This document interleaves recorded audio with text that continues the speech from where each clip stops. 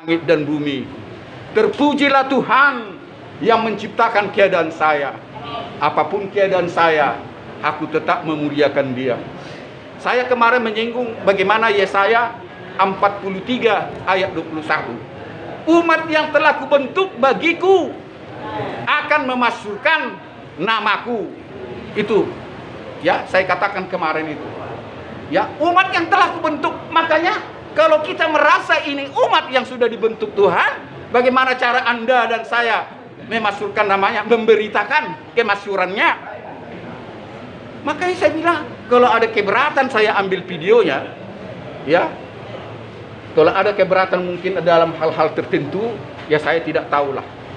Tapi saya mau dalam segala hal, dalam segala waktu, saya mau memuliakan Tuhan.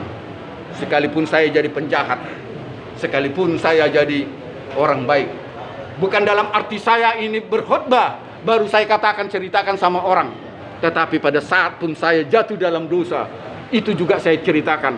Ini testimoni, kesaksian-kesaksian yang sering Anda dengar sebagai hamba-hamba Tuhan. Menceritakan aibnya. Aibnya diceritakan, karena firman Tuhan juga katakan, jangan bongkar dan jangan ceritakan aib orang lain, tapi katakanlah, ceritakanlah bagaimana aibmu. Amin. Aib. Kalau kita menceritakan aib kita masa lalu, ini juga memberitakan kemasyurannya. Karena aku sudah dibentuk, aku sudah dimerdekakan dari hamba dosa menjadi hamba kebenaran. Kapan saudara dan saya mau bersaksi? Kapan saudara dan saya mau bersaksi? Bukankah ini kesempatan yang baik? Bukankah Anda menyanyi, berdoa, merenungkan firman Tuhan? Bukankah ini waktu yang baik? Dunia melihat Anda dalam posisi tertawan, dalam posisi terperiksa, yang sebentar Anda kena ancaman hukuman, ya sekian tahun, tetapi Anda bisa bersaksi, bisa memuliakan Dia, ya, bisa mengatakan bahwa alangkah baiknya itu Tuhan, ya, alangkah baiknya Engkau Tuhan. Dan kita bisa baca lagi, coba pengkhotbah. Silakan buka pengkhotbah. Saya mau buktikan bahwa orang jahat dan orang baik sebetulnya sama-sama diberkati juga. Pengkhotbah 9 ayat 2, tolong satu orang membaca. Jadi tidak ada perbedaan sebetulnya dalam hal kita mau memuliakan Tuhan dan dalam hal kita mau diberkati. Karena pada awalnya dan pada umumnya kita ini sudah jatuh di dalam dosa. Tidak ada manusia yang terselamatkan kalau bukan karena anugerah. Tidak ada satu orang manusia pun terselamatkan kalau bukan karena anugerah dan perjuangan. Ini sering saya katakan dan pernah saya khotbah saya itu, kita berjuang melewati pintu yang sesat dan kita tetap berjuang bagaimana kita menjadi orang yang sempurna. Seperti kesaksian Rasul Paulus, dia berlari dan terus berlari menuju kepada kesempurnaan, sekalipun dia sebetulnya orang-orang melihat kekudusan, orang-orang pertobatan yang sungguh-sungguh pada dia, sampai orang mengatakan dia seorang rasul. Dia bukan mengangkat dia seorang rasul, tapi orang-orang yang mengangkat dia sebagai rasul. Ini satu bukti bahwa pertobatan harus didahului dengan perjuangan. Kita harus berjuang melewati jalan-jalan yang sesat, akan kita tinggalkan dari hamba dosa menjadi hamba kebenaran. Silakan baca apa yang saya katakan tadi. Pengkhotbah 9 ayat 2.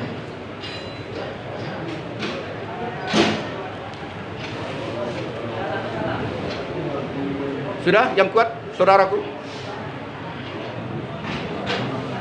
Segala sesuatu sama bagi sekalian, nasib orang sama, baik orang yang benar maupun orang yang fasik, orang yang baik maupun orang yang jahat, orang yang tahir maupun orang yang najis, orang yang mempersembahkan korban maupun orang yang tidak mempersembahkan korban. Sebagaimana orang yang baik, begitu pula orang yang berdosa. Sebagaimana orang yang bersumpah, begitu pula orang yang takut untuk bersumpah. Ya, jadi semua sama kondisinya dalam hal melakukan yang baik dan menerima yang baik. Menerima yang baik dan melakukan yang baik, itu sama kita ini. Makanya ada pertandingan, berlomba dan berlomba terus menuju kepada kesempurnaan. Ini kita ingat bersama. Jadi jangan katakan bahwa hamba-hamba Tuhan yang sering khotbah-khotbah itu adalah sudah sempurna. Tidak, sama pertandingan ini.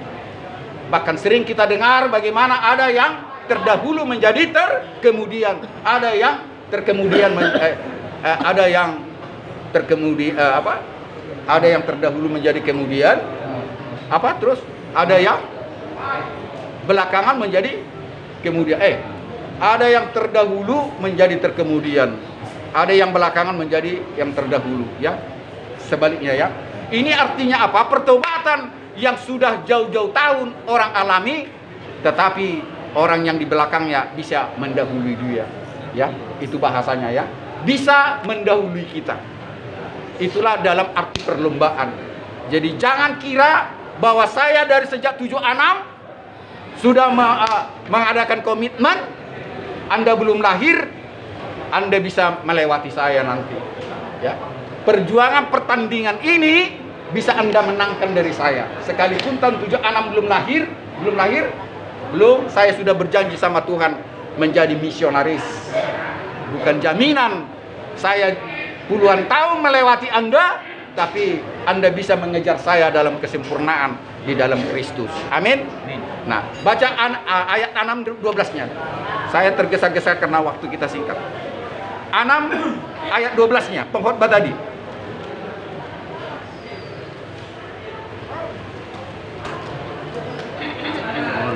Ya, silakan. Yang kuat. Karena siapakah yang mengetahui apa yang baik bagi manusia sepanjang waktu yang pendek dari hidupnya yang sia-sia, yang ditempuhnya seperti bayangan. Siapakah yang dapat mengatakan kepada manusia apa yang akan terjadi di bawah matahari sesudah dia? Ya, sekali lagi yang kencang biar kita agak sulit mengartikan ini. Agak lambat. Karena siapakah yang mengetahui apa yang baik bagi manusia sepanjang waktu yang pendek dari hidupnya yang sia-sia, yang ditempuhnya seperti bayangan?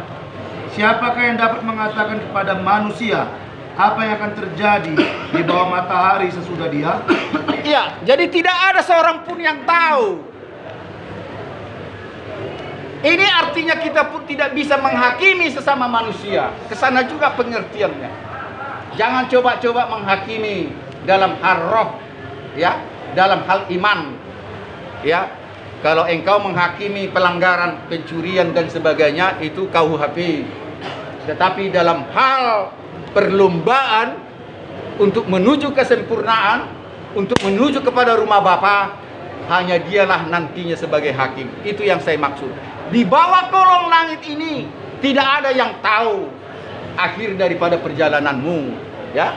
Tidak ada yang tahu apakah engkau terselamatkan walaupun engkau sudah dipilih, ya. Belum tentu, ya, kita menjadi bilangan itu. Karena apa?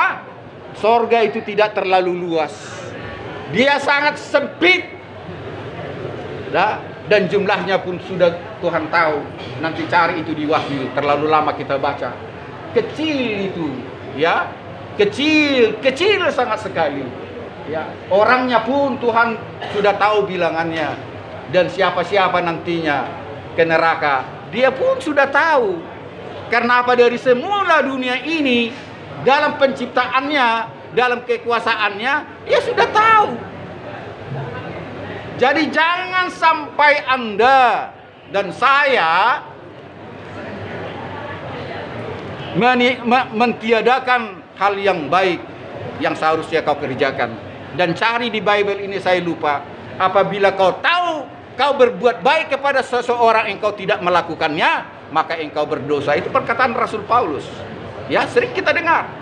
Kau sudah tahu apa yang baik akan kau lakukan kepada seseorang, kau tidak melakukannya, kau tidak menegurnya, maka engkau berdosa.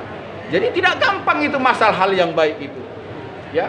Tetapi kalau kita tidak tahu, ya, kita tidak terhakimi nantinya.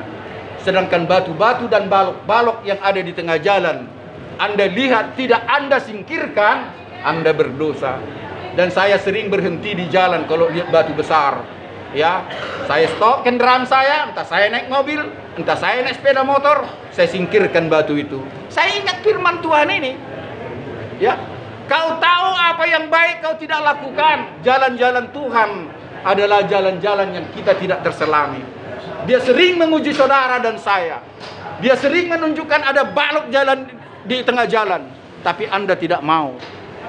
Aku nggak sempat, biarkanlah orang nanti yang menyisihkannya itu, dan lain-lain sebagainya. Anda tahu orang mau berbuat jahat, Anda tidak mau menegur, ya, Anda berdosa. Jadi tidak gampang bagaimana kita dikatakan Tuhan berbuat baik itu, kalau kita bahas soal berbuat baik. Tapi yang jelas sekali lagi, Anda tahu bagaimana dia suka kita ini melakukan kebaikan, bukan kejahatan. Karena dari semula dia sudah merancangkan kita ini seharusnya untuk melayani dia, dalam arti kita melayani sesama manusia untuk berbuat baik. Apa yang baik itu ada di dalam pertama Korintus 13 ayat itu. Itulah hal-hal yang baik, ya. Hal kasih itu, ya, kasih itu sabar, kasih itu murah hati, kasih itu tidak cemburu, kasih itu tidak memegahkan diri, tidak sombong, kasih itu tidak berbuat senonoh, kasih itu tidak hanya mencari keuntungan, ya, kasih itu tidak pemarah dan pemaaf, ya. Dia percaya segala sesuatu, sabar menanggung segala sesuatu, berharap segala sesuatu, ya. Itu kasih. Dan dia tidak bersenang atas perlakuan dari yang jahat, tapi dia senang oleh karena perbuatan yang adil. Itu kasih, ya.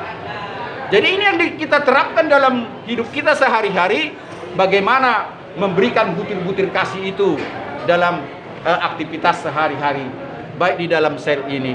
Kita saling membantu, saling mengerti, saling mengasihi. Dimulai dari sini. Terima kasih kepada Tuhan, kalau tadi malam saya diberikan hikmat, dan saya akan mau mendaftarkan di Departemen Hukum dan HAM, termasuk Departemen Agama, Bimas Kristen Protestan. Saya akan mendirikan suatu yayasan, prison, hospitals, merchants, crusade for Christ. Anda tahu bahasa Inggrisnya itu? Siapa yang tahu? Prisons, penjara-penjara, hospitals, rumah-rumah sakit, merchants, pedagang-pedagang. Saya tadi malam dikasih hikmat Tuhan untuk membentuk yayasan ini. Saya sudah viralkan ini, terima kasih Tuhan.